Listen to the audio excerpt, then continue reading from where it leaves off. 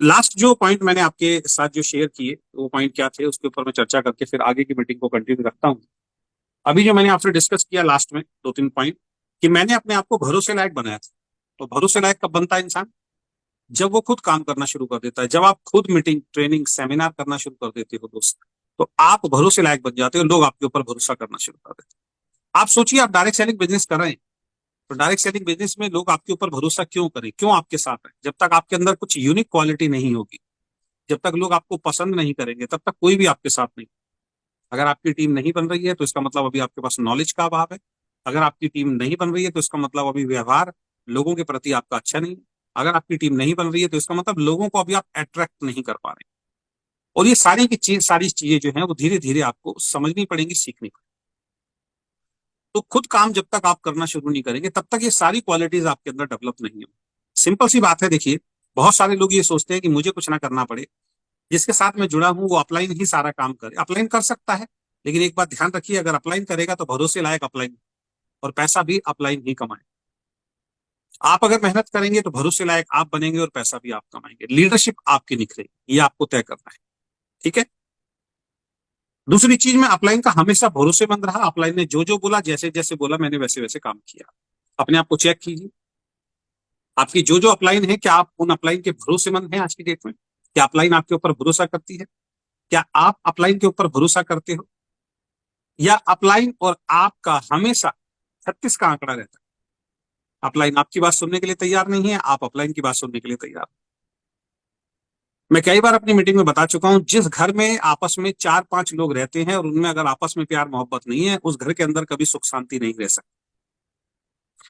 तो यहाँ पे तो दोस्त, बहुत सारे लोगों के भविष्य का सवाल।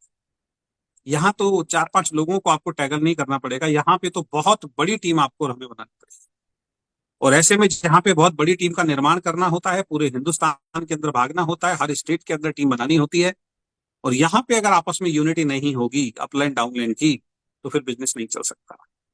मैंने बहुत सारे लोगों का बिजनेस डाउन होते हुए देखा है कि बहुत अच्छा बिजनेस चलना स्टार्ट हो गया था, लेकिन अपलाइन और डाउनलाइन के बीच में किसी भी तरीके का मतभेद स्टार्ट हुआ, और वो मतभेद धीरे धीरे करके इतना ज्यादा बढ़ गया कि वो बनी बनाई पूरी की पूरी टीम जो है खत्म हो।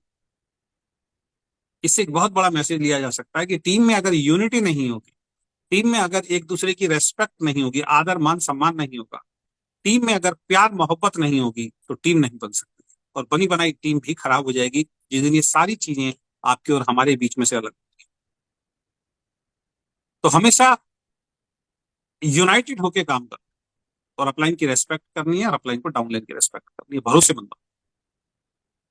इसके आगे अगर मैं बात करूं तो मैंने हमेशा सीखने पर फोकस किया। जब जब तक मुझे नॉलेज नहीं थी, कल भी मैंने आपको बताया था मीटिंग में, कि जब तक मुझे नॉलेज नहीं थी मैं मीटिंग ट्रेनिंग से भागता था, और पहले भी कई बार मैंने आपको बताया। कल मैंने मीटिंग में बताया था कि अगर आपको बिजनेस समझ में अभी नहीं आ रहा है तो मुझे टेंशन नहीं होती है, क्योंकि मुझे भी बहुत देर में समझ में आया था। अगर आपने अभी प्लान दिखाना शुरू नहीं किया है तो मुझे टेंशन नहीं होती है, क्योंकि मैंने भी बहुत देर में प्लान दिखाना सीखना प्लान दिखाना शुरू किया था। लेकिन जब मुझे समझ में आ गया था, उसके बाद मैंने हर वो काम किया जो बिजनेस में मुझे सफल बनाने के लिए जरूरी था। इस बिजनेस में सफलता प्राप्त करने के लिए जो हर काम जरूरी था, वो हर काम मैंने करना शुरू कर दिया। तो अगर आप ये चाहते हैं कि आपको कामयाबी का एक सिंपल मंत्र मिल जाए, तो कामयाबी का सिंपल मंत्र एक ही है, कि अगर आप इस बिजनेस में सफल होना चाहते हैं, तो दोस्त आप हर वो काम कीजिए जो आपको इस बिजनेस में सफल बनाए। जिसमें से कुछ काम मैंने कल की मीटिंग में आपको बताए थे, और कुछ काम मैं अभी कंटिन्यू आपके बीच में करने लगा। तो सीखने पर मैंने हमेशा फोकस किया। मुझे समझ में आ गया था इस बिजनेस में कुछ विशेष गुण मुझे चाहिए, यहाँ पे मेरे स्कूल की, कॉलेज की एजुकेशन काम आने वाली नहीं।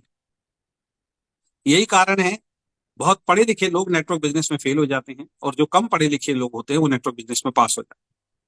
तो उसके पीछे का रीजन क्या होता है, कि ज्यादा पढ़ लिखने के बाद वो इंसान ये सोचता है कि मुझे सब कुछ मालूम है, वो जीरो होने के लिए तैयार नहीं होता। और जब तक आप जीरो होने के लिए तैयार नहीं होंगे, ये बिजनेस आपको कुछ देने वाला नहीं।